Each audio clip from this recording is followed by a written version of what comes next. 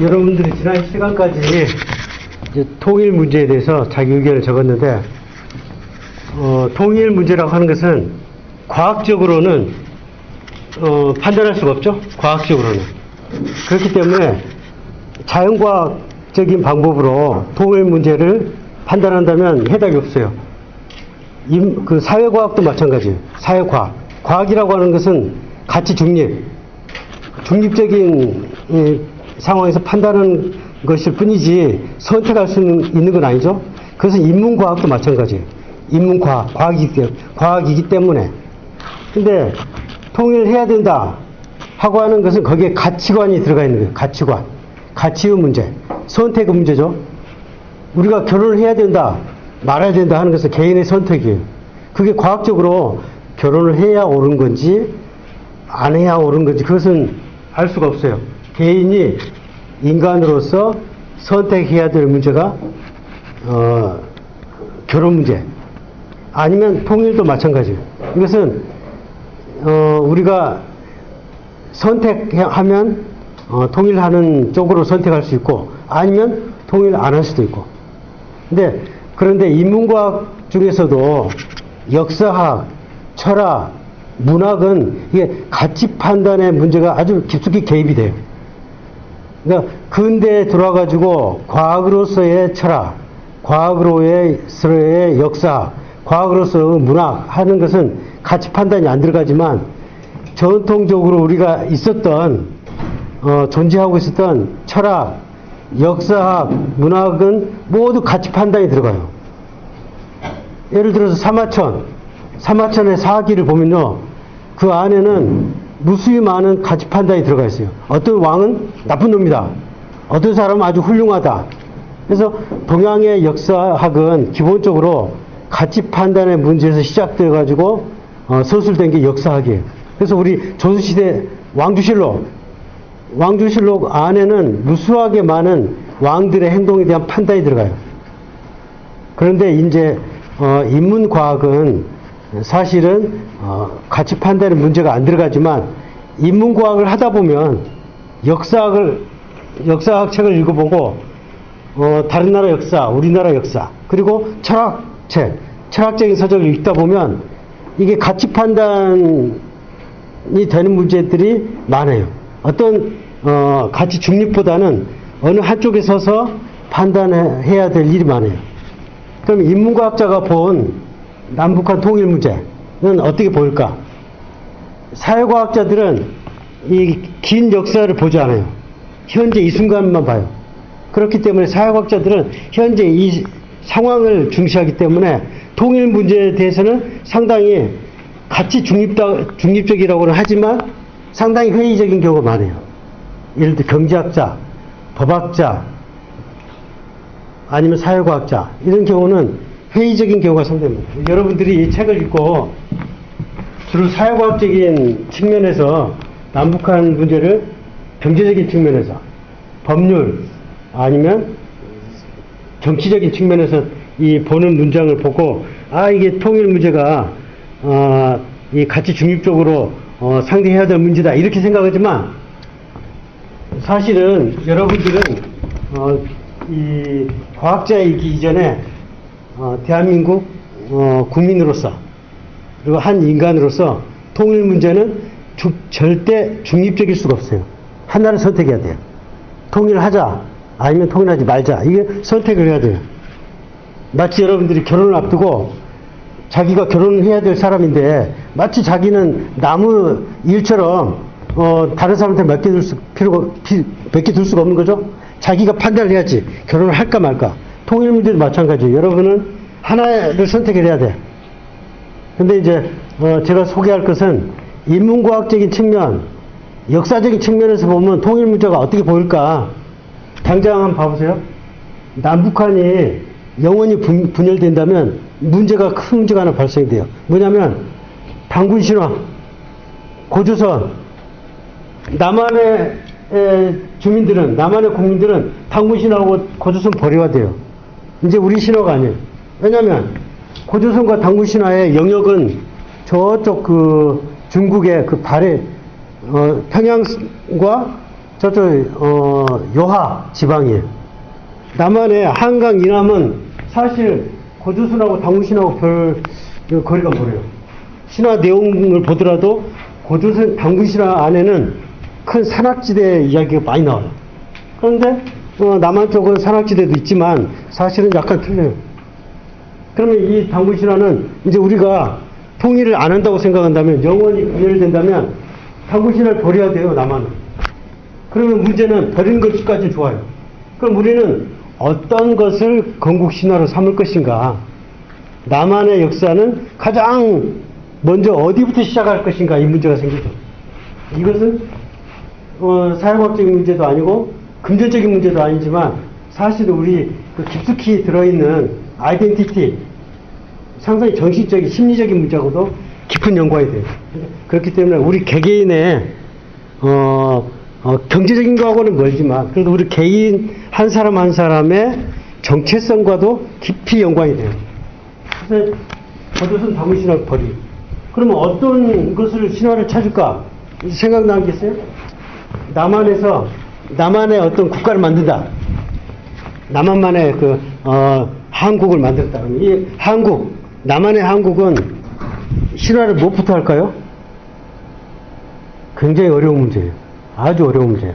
이 자기 나라의 건국 신화를 뭘로 삼을까 하는 것은 바로 자기 나라의 아이덴티티하고 관련되는 거고, 우리 개개인의 아이덴티티하고 관련돼요. 상당히 중요한 문제예요. 이 문제도 원점에서 다시 검토를 해야 되고, 또 하나, 이제 고구려 역사 하면 우리가 실제 먼 고구려 지방의 그 광활한 영토를 가보지 못하지만 역사 시간에 아주 거대한 땅을 상상하면서, 고구려 땅을 상상하면서 광개토대화 이런 고구려 역사를 봤지만, 이제 남한만 따로 국가를 세운다면 고구려는 우리나라 역사가 아니에요. 주몽의 엄마, 주몽의 부인 서선호, 우리나라 역사가 아니에요. 고구려 역사는 이제 북한 역사가 되는 거죠. 그리고 그리고 이제 그 다음에 발해와 신라가 사실은 남한하고 북한하고 현재 이런 문제를 가지고 있었어요, 옛날에. 근데 신라 쪽에서는 계속 발해가 이민족이다 배제를 하면서 결국 무슨 일이 났어요? 결국 발해는 완전히 역사에서 사라진 거죠. 그리고 중국에 편입되고, 이제 발해의 영역은 이제 중국 땅이 됐죠. 이제 남한만 국가를 만든다면 북한은 언젠가는, 만약에 북한이 망한다 그러면 중국 땅이 되거나 소련 땅이 되겠죠. 우리 영역에서는 완전히 벗어나는 거예요. 남은 나라가 되는 거죠. 근데 그런 벗어나게 된 것이 사실은 발해와 신라가 잘못했다. 여러분들이 배웠을 거예요. 남북국 시대. 발해와 신라의 역사는 잘못된 역사다. 발해하고 신라가 좀 더 가깝게 이 협력을 하고 교류를 해서 고구려의 그 땅을 이어받았어야 되는데, 역사가들이 잘못했다. 조선시대부터 수백 년 동안 발해하고 신라가 잘못했다고 했는데, 이제 또 그런 상황이 왔어요. 남한하고 북한이 왔어. 그러면 우리가 북한을 내쳤을 때에 다시 후세 역사가들이 이야기해서 참 바보들이다. 발해와 신라의 역사에서 배운 게 없나? 왜 똑같은 역사를 반복하냐? 후세의 그 사람들이 여러분에 대해서 물을 거예요. 왜 선택을 역사의 잘못을 또 한 번 저질렀는지. 그 다음 한글이라고 하는 것은 우리나라 사람들이 정말 자부심을 가질 정도로 자랑스러운 글자예요. 다른 어느 나라 민족처럼 이렇게 한글을 어떤 개인 집단이 만든 문자를 가지고 있는 나라가 없어요. 굉장히 과학적이고 세계 어느 학교나 이런 데서도 한글에 대해서, 우수성에 대해서는 대단히 칭송을 많이 해요. 그런데 이제 남한하고 북한하고 갈랐으면 북한도 한글 쓰죠? 그러면 우리나라 고유의 한글이라고 하는 게 이제 우리 문자가 아니에요. 북한도 한글도 가지고 있고, 세종대왕, 정말 우리나라 수천 년 역사에서 정말 훌륭한 왕을, 지도자를 뽑으라면 세종대왕인데, 이제 세종대왕도 우리나라가 독점할 수가 없어요. 광화문에 있는 세종대왕 저거 철거해야 돼. 만약에 남한만 따로 국가를 세우면. 그러면 세종대왕 대신에 어떤 왕을 모범으로 내세울까요? 찾기가 쉽지 않아요. 찾기가. 그리고 태극기, 한반도기 버려야 돼요. 물론 한반도기는 뭐 버리는데 애착이 없으니까 버려야 되죠. 태극기, 물론 태극기 버리고 다른 나라, 다른 국기를 만드는 거예요. 하지만 태극기라고 하는 것이 사실 태극기를 사실 우리 민족이 좋아하지 않았어요. 조선시대 때 그 궁정이나 이 왕실이나 지식인들만 태극기에 대해서 알았지 별로 일반 사람들 몰랐어요. 그런데 나라가 멸망하고 나서, 그러니까 일본 놈들이 침략하고 나서 그때 국가가 없어졌죠. 국가가 없어졌는데 사람들이 태극기를 생각해낸 거예요. 국가를 상징하는 국기. 그래서 일제 36년 동안 태극기가 없어진 나라를 대신해서 우리 민족을 지켰어요. 남북한의 그 민족을 지켜나가요. 태극기 상징으로. 그래서 태극기는 사실은 국가를 잃어버린 민족을 지탱해준 하나의 상징으로서 태극기가 존재했어요. 그렇기 때문에 태극기는 다른 나라 국기하고 틀려요. 그냥 국기를 만들어서 아무 일 없이 잘 나간 미국이나 이런 나라의 성조기하고 달라요. 태극기는 상당히 우리 민족의 애환과 함께 이렇게 지금까지 온 국기예요. 근데 우리 마음속에는 모르겠지만 여러분들이 어느 순간에 그런 것들이 조상으로부터 받은 태극기에 대한 이미지가 있어요. 그걸 버려야 돼요. 그럼 버리면 어떤 국기를 만들까요? 어떤 국기? 이것도 보통 쉬운 문제가 아니에요. 국기를 하나 만든다는 것은 남한에 지금 현재 대한민국의 국민들이 5천만 명이 모여서 국기 하나 만들려면 다양한 의견을 섭렵해서 만들어야 돼요. 신화 문제도 그렇고 역사 문제도 그렇고 이게 이 하나 나라를 세운다는 것은 대단히 어려운 문제예요. 마치 여러분들 결혼해가지고 가정을 하나 꾸리는 것보다도 엄청나게 어려운 작업이 국가를 만드는 작업이에요. 태극기 문제도 간단한 문제가 아니에요. 태극기를 버리고 새로운 국기를 만든다는 거. 그리고 이 태극기는 어떤 사람들은 굉장히 안 좋은 국기, 유교적인 냄새가 풀풀 나고, 그리고 다른 나라 프랑스 그런 국기, 성조기에 비하면 너무 복잡하고 정말 너무 옛날 그 고리타분한 냄새가 너무 진하게 난다. 중국의 영향을 받은 국기다. 막 이렇게 폄하하는 사람도 있지만 태극기는 사실은 태극기가 상징하는 여러 가지 그 정신은 전 세계 어떤 국기에도 못지않아요. 여러분들이 다음에 기회가 되면 태극기가 어떤 뜻인가를 알게 되면 정말 놀라운 국기가 태극기예요. 어떤 한 국가의 국기를 떠나서 정말 우리 정신세계, 그러니까 당시 주자학자들이 이 국기를 만들었는데 주자학 세계에서 말하는 우주 천리에 이치까지 담아서 어떤 개인은 어떻게 돼야 되냐, 통치자는 어떤 사람이 돼야 되냐 하는 게 태극기에 담겨 있어요. 당장 태극기의 북쪽에 그 원의 위쪽에 있는 것은 빨간색이죠. 밑에 있는 그 파란색. 이 빨간색과 파란색이 아주 극단적으로 다른 색깔이 대립되고 있는 게 태극기인데, 태극기는 뭐냐면 그 대립된 음적인 것과 양적인 것이 통합을 해야 된다. 그게 서로 상승작용을 하고 보완을 시켜준 거다. 그걸 상징하고 있어요. 근데 남북한이 헤어지면 태극기에서 말하고 있는 것은 아주 지질이 이 아주 그 서로 반대되는 요소가 잘 융합해서 전 세계를 하나로 만들어 나가는 그 정신이 태극기에 담겨 있는데, 우리는 남한은 남한, 북한하고 북한 헤어진다 그러면은 마치 태극기에 빨간색은 북한, 파란색은 남한. 그래서 태극기가 분열을 상징하는 국기가 되어버린 거예요. 그렇죠? 사실 그게 아닌데. 근데 결론적으로 어떻게 되냐?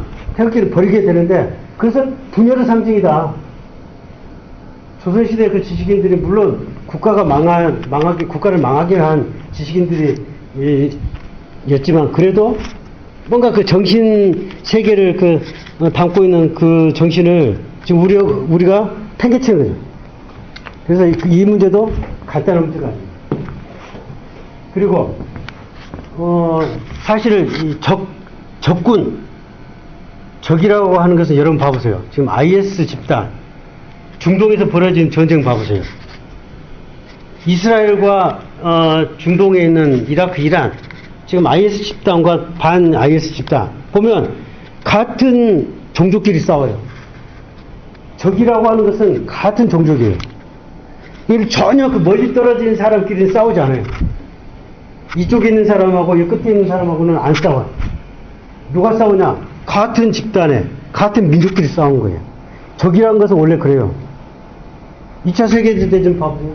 유럽에는 독일하고 그 주변 나라들 싸웠죠. 또 아시아에서는 일본하고 주변 나라들 싸웠어요. 싸운 상대가 누구냐? 같은 비슷한 놈들끼리 싸운 거예요. 원래 가장 강력한 적은 바로 옆에 있는 사람들이에요. 그런데 우리가 북한하고 남한하고 헤어지면 똑같이 같은 말, 같은 문자를 쓰는데 적국이에요. 그러면 엄청난 이 불행의 씨앗을 안고 가는 거예요. 마치 중동의 이스라엘 아랍계처럼 자기 내부에 같은 민족이 전혀 다른 두 개의 나라고 또 그 출발점이 남북한 서로 전쟁을 해가지고 갈라섰는데 이렇게 해서 두 개의 나라가 따로 간다는 것은 결국은 이 나라가 없어질 때까지 영원히 엄청나게 무서운 적을 가지고 가는 거예요. 우리 나하고 똑같은 적군을 가져가는 거예요. 지금 북한이 약한 것 같죠? 순식간에 중국이 우리를 괴롭히려면 북한에다가 무기 공급을 엄청나게 하면 우리는 북한하고 싸워야 돼요. 소련이 어느 날 북한에 엄청난 무기를 갖다 주면 우리는 북한하고 또 싸워야 돼요. 우리가 약해지면 일본이 우리나라에 엄청난 무기를 팔아먹겠죠. 그럼 또 북한하고 싸워야 돼요. 끊임없이 남한하고 북한이 떨어져 있으면 끊임없이 싸워요. 그렇기 때문에 애당초에 그 후세 사람들이 이렇게 전쟁에 말려들 것을 이 조상들이 끊어놔야지. 그래서 이 남한 따로 북한 따로 간다는 것은 이런 문제까지 안고 간다는 거예요. 대단한 큰 불행이지. 그리고 남한하고 북한하고 이렇게 두 나라로 출발했다는 것 자체가 사실은 우리나라는 근대를 실패한 나라예요. 아주 대표적으로 근대를 잘못 이행한 전통에서 근대사회로 잘못 들어온 나라 중에 대표적인 국가가 남한하고 북한이에요. 원래는 근대를 잘 들어왔으면은 하나의 민족은 하나의 국가를 만들어요. 하나의 내셔널리즘으로. 근데 남한하고 북한이 이렇게 실패했잖아요. 근데 그러면 이 실패했던 것을 지금이라도 당장 이것을 성공으로 완수를 해야 되는데 완수하지 못하고 영원히 끝나면은 결국 우리는 근대 시기 18, 19세기에 영원히 잘못된 그 잘못을 영원히 잘못된 걸로 만든 끝까지 근대를 실패한 국가. 결국은 그 근대를 잘못 밟아가지고 결국 나라가 찢어지는 그런 대표적인 국가로 우리나라가 예로 들 수가 있는데 이것은 결국 나중에 불행의 씨앗이 돼요. 그리고 이렇게 남한이 북한하고 이렇게 나눠진 것은 또 어떻게 보면 중국의 이재희의 전략이에요. 당시 1940년대 상황은 이 일본이 식민 통치하다가 물러갔는데 북한은 소련이 들어왔죠. 남한은 미군이 주둔했어요. 그런데 중공군은 옆에서 구경만 했죠. 하지만 개입은 했어요. 다음에 어떻게 됐어요? 나중에 이 전쟁이 일어나니까 적극적으로 개입했죠. 중국 사람들의 전통적인 주변 나라의 통치 방법은 뭐냐? 이의제예요. 오랑캐를 가지고 오랑캐를 때려 부시는 거예요. 그래서 몽골이 그 큰 나라가 지금 두 개로 쪼개졌죠. 내몽골, 외몽골. 그리고 베트남, 옛날에는 남베트남, 북베트남 월맹, 베트남 이렇게 됐어요. 근데 베트남 안에서는 통일전쟁으로 하나가 됐지. 그래서 베트남은 조용한 거예요. 우리나라 두 개로 나눠졌죠? 중국에, 만약 우리가 남한만 안고 간다 그러면 중국에 의해서 중국 사람들의 그 전략에 놀아난 거예요.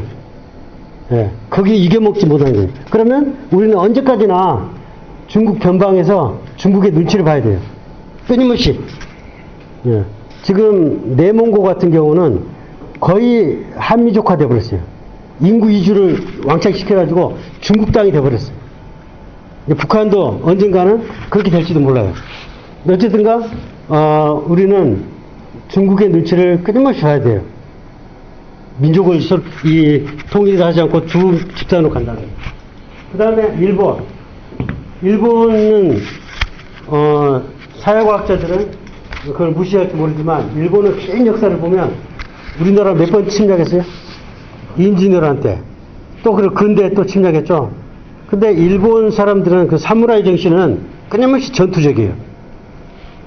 근데 우리가 분열한다면 일본 사람들한테는 최고 좋은 거죠. 왜냐면 언젠가 또 자기들이 힘이 약해져도 또 한반도 침략할 수 있기 때문에. 우리 생각은 일본 사람들이 뭐 그렇게 함부로 우리를 침략하겠냐 하지만 여러분 일본 신화를 보면요 침략의 신화예요. 왜 일본 사람들이 그 침략을 잘하냐 하는 것은 사실은 긴 역사를 보면 사실은 일본과 우리나라는 하나의 민족이었어요. 고구려 백제 신라 때 가야의 일족이 일본으로 가고 백제의 일족이 일본으로 갔어요. 그래서 일본과 우리나라는 민족학적으로 언어학적으로도 굉장히 가까운 민족이에요. 그게 흩어졌어요. 그래서 일본은 끊임없이 한반도에 진출하려고 하는데 만약에 나눠진다, 남한하고 북한 나눠진다 그러면 일본이 끊임없이 도발을 할 수밖에 없어요. 그러면 남한에서 우리는 현재는 좋지만 언젠가는 중국 사람들의 노리개가 되고 일본 사람들의 노리개가 돼요. 끊임없이. 그래서 우리가 통일을 할까 말까가 아니라 통일을 안 하게 되면 결국 우리 자손들은 끊임없이 이렇게 고통을 당해요.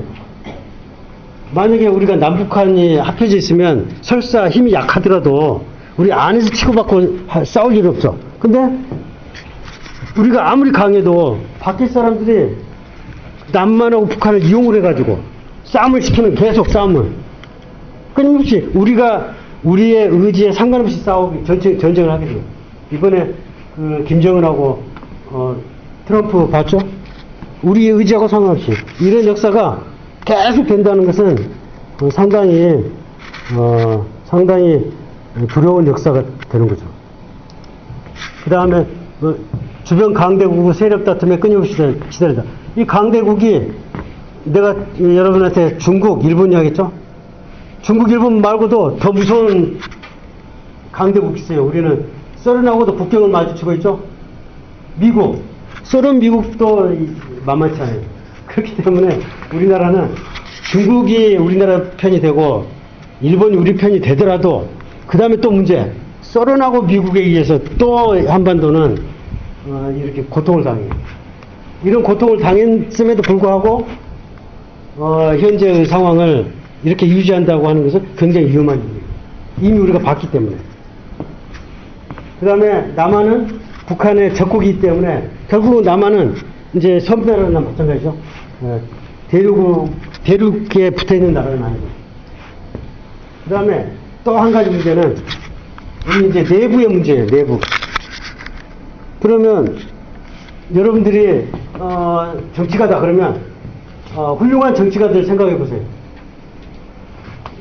전부 우리 독자적인 남한의 정치가 남한만 우리 정치가로 만들 수 있는 사람이 없어요. 예를 들어서 아까 세종대왕, 이순신, 강감찬, 고구려 광개토대왕 전부 남한만의 정치가가 아니죠. 당장 여러분들이 좋은 대통령이라고 이야기한 김대중 대통령 뭘 주장했어요? 북한하고 교류 해필 정책. 그런데 북한은 이제 적국이 됐어요.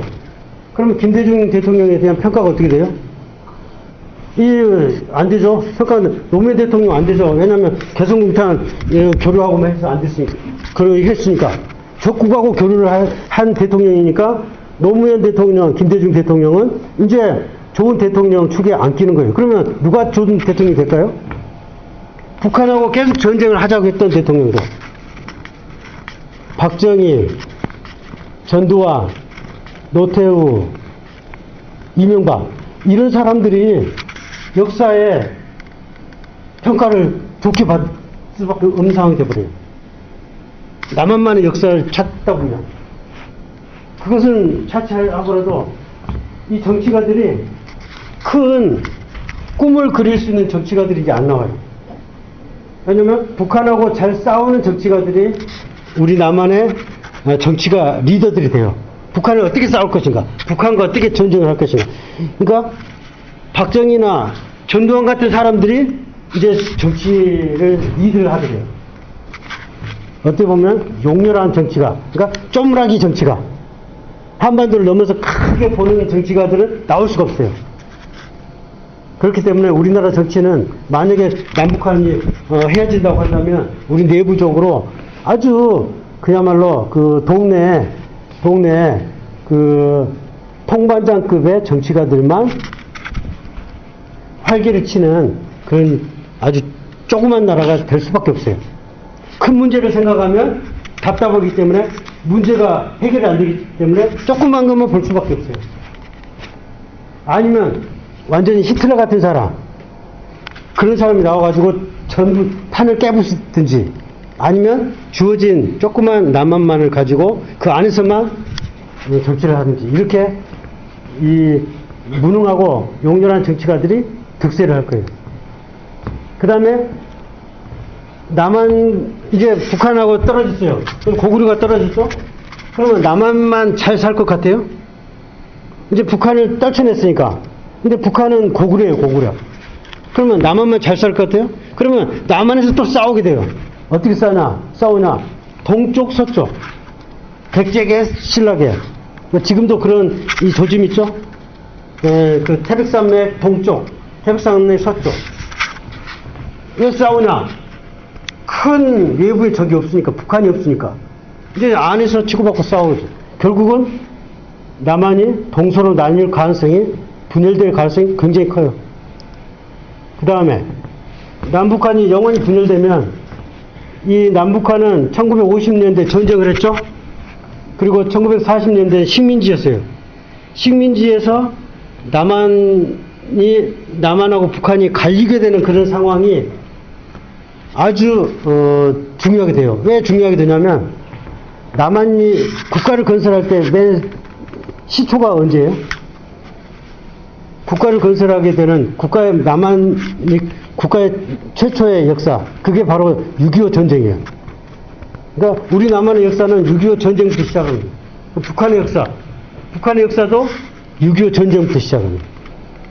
그렇기 때문에 1940년, 50년대에 그 잘못된 상황이 그 건국의 기본 바탕이 되거든요. 그래서 이런 상황, 잘못된 상황을 부터 시작된 거예요, 역사가. 상당히 찌그러지는 역사가 되는 거죠. 그 다음에 결국은 우리 안에 잘못된 정신유산, DNA가 활개를 쳐요. 그러니까 분열로 가기 시작하면 그 다음에 분열이 또 분열을 낳아요. 또 분열을 낳아. 그리고 분열이라고 하는 건 실패이기 때문에 실패한 집안에서 어떻게 돼요? 서로 싸우게 돼요. 서로 책임을 전가하고.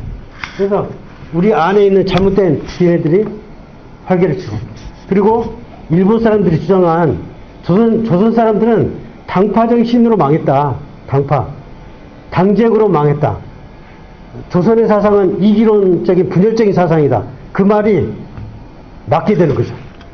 그게 맞아 떨어진 거예요. 그렇죠? 일본 사람들이 한반도 민족을 잘 본 거예요. 만약에 남북한이 분열된다면. 그러니까 일본 사람들이 저거 봐라. 조선시대도 저래가지고 망했지. 그게 그 수순으로 가는 거예요. 그 다음에 우리 사회의 자본주의적 병폐를 못 고쳐요. 왜? 북한은 사회주의니까 우리는 자본주의에서도 아주 극자본주의로 가야 되겠죠? 계속 자본주의를 추구할 수밖에 없어요.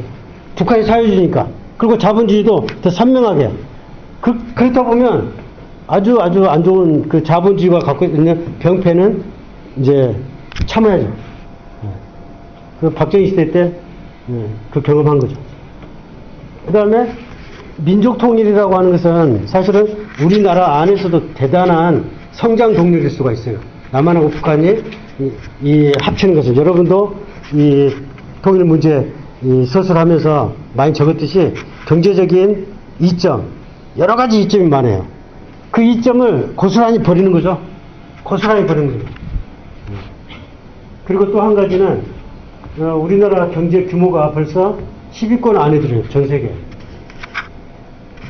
그렇기 때문에 이 우리나라의 그 남한하고 북한하고 통일이라고 하는 것은 한반도만의 어떤 그 정치적인 사건이 아니라 옛날하고 달리 우리나라 국제적인 위상이 커졌기 때문에 대단한 세계사적인 사건이 돼요. 동독하고 서독하고 그 통합되는 그 이상의 폭발력이 있어요. 그래서 정말 엄청난 그 성장 동력을 잃는 것이 하나예요. 또 하나는 포스트 미국. 긴 역사로 보면 미국이라고 하는 나라는 지금 역사가 몇 년 됐죠? 200년, 300년 됐죠? 그러면 미국이 앞으로 1000년 동안 저렇게 잘 나갈까요? 아니죠? 미국이 벌써 흔들려요. 400년도 안 돼서 흔들려. 우리 조선은 600년 갔죠? 고려 몇백 년 갔죠? 미국이 지금 300년 좀 지난 것 같은데 흔들리고 있죠? 언젠가 미국은 이제 이 다음 주자에게 전 세계를 이끌어 나가는 다음 주자에게 바톤을 넘길 거예요. 그러니까 미국은 이제 영국처럼 아니면 프랑스처럼 아니면 옛날에 로마처럼 이제 조용히 조그만 나라가 될 거예요. 언젠가. 금방은 아니겠지만. 근데 미국이 조그만 나라가 됐을 때에는 그 다음에 이 바톤을 받을 나라가 어느 나라예요? 안 정해졌죠? 인도가 받을지, 중국이 받을지. 근데 우리나라가 만약에 북한하고 남한하고 통일이 되면, 적어도 이러면 되겠죠? 그러면 우리가 미국의 다음 주자로 전 세계를 이끌 가능성이 있을 수도 있어요. 예, 그런 가능성이 있어요. 근데 남북한이 나눠지면 어떻게 돼요? 포스트 미국을 넘볼 수는 없겠죠? 영원히 이 강대국 전 세계를 리드할 수 있는 나라는 될 수가 없어요. 그 다음에 지금도 세계 사람들이 조롱을 하는데 트럼프하고 김정은이하고 그렇게 싸울 때에 많은 사람들이 외국 사람들이 우리나라에 와도 되는지 한국이 위험하지 않는지 그런 회의를 품었어요. 그리고 우리는 안에서 조용하지만 밖에서는 금방 전쟁이 일어날 것. 그러면 우리는 뭐 밖에 사람들 안 보니까 편하겠죠. 편하죠. 근데 사실은 우리나라의 역사는, 분단의 역사는 세계사적으로도 사실은 상당히 창피한 일이에요. 근대를 제대로 성공하지 못해서 남북 분단이라는 게 결국 전쟁 상황인데 우리가 잊고 살아서 그렇지 사실은 지식인으로서는 남한하고 북한이 이렇게 서로 전쟁까지 하고 같은 민족끼리 전쟁까지 하고 두 개의 나라로 됐다가 또 영원히 흩어졌다고 하는 것은 사실은 많은 나라 사람들부터는 역사적인 조롱의 대상이 될 수가 있어요. 그래서 이것은 경제적인 문제를 떠나서 우리 민족의 자존심하고도 관련된 문제죠. 그렇기 때문에 통일 문제는 이런 문제도 생각할 필요가 있습니다. 그 다음에 만약에 우리가 이제 외면했어요. 통일을 않겠다 하면 지금 전 세계 돌아가는 상황이 우리가 어쩔 수 없이 북한을 떠맡을 가능성이 굉장히 커요. 우리가 통일을 싫다, 통일을 않겠다 하는데 지금 전 세계가 돌아가는 상황을 보면 우리 남한이 어쩔 수 없이 통일을 할 수밖에 없는 그런 상황이 될 가능성이 아주 커요. 예를 들어서 지금 우리나라 국제적인 위상은 올라가고 있죠. 앞으로 어떻게 될지 모르지만 올라가고 있어요. 상승하고 있어요. 그 다음에 미국하고 일본, 유럽 나라들이 지금 상당히 세력이 약화되고 있어요. 독일 빼고는 영국이나 프랑스나 미국도 그렇고 상당히 옛날부터는 많이 약한 나라가 되었어요. 그 다음에 주변 강대국, 중국은 많이 강해졌지만 일본이 힘이 굉장히 약해졌어요. 그래서 상대적으로 다른 나라 사람들은 힘이 약한데 우리나라는 국제적인 위상이 갈수록 높아질 가능성이 굉장히 커요. 예를 들어서 휴대폰을 잘 만들고 또 이 여러 가지 분야에서 두각을 많이 나타내는 분야가 많죠. 그 문화, 한류. 상대적으로 다른 나라들이 계속 침체를 하고 우리나라가 국제적인 위상이 올라가면 어떻게 돼요? 그러면 제일로 골칫덩어리가 북한의 난민 문제예요. 북한의 난민. 일본도 아주 골치 아파요. 근데 북한의 인구가 몇백만 명이 아니라 2천만, 3천만 명 가까이 돼요. 그러면 중국이 와서 점령하면 되지 않냐? 근데 중국도 지금 상황이 이 몇천만 명을 껴안을 수 있는 상황은 아니에요. 그러면 이 상황이 이렇게 계속 된다 그러면 어쩔 수 없이 우리가 북한을 싫더라도 북한의 난민을 껴안을 수밖에 없는 그런 상황이 돼요. 그러니까 우리가 통일하기 싫다. 우리 북한 모른다. 우리 민족이 아니다. 이렇게 버려내도 지금 상황은, 전체적인 상황은 우리나라가 책임을 질 수밖에 없는 상황으로 가고 있어요. 그렇기 때문에 우리 북한하고 남한은 어쨌든가 남한이 책임을 지고 북한을 끌어안아서 갈 수밖에 없는 상황이 되고 있기 때문에 그래서 차라리 이 할까 말까가 아니라 해야 된다고 생각하고 지금부터 준비를 하면 되지 않을까. 우리나라 사람들의 특징 중에 하나가 어떤 걸 하나를 움켜잡으면 안 놓아요. 예를 들어서 골프 한번 그 박세리가 우승을 하고 나서는 무수히 많은 골프 선수들이 나왔죠. 그리고 양궁 한번 누가 우승을 하면 그 뒤에는 계속 그 종목을 끝까지 붙잡고 가요.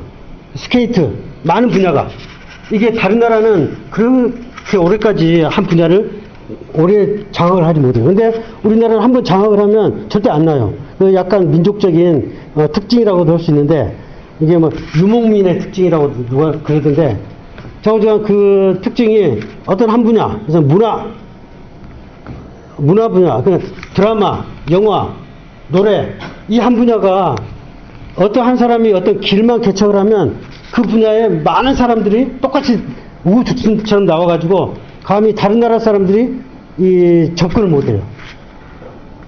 그렇기 때문에 지금 어떤 사람은 예를 들어서 우리나라가 인구가 줄어들기 때문에 나라가 더 침체될 것이다.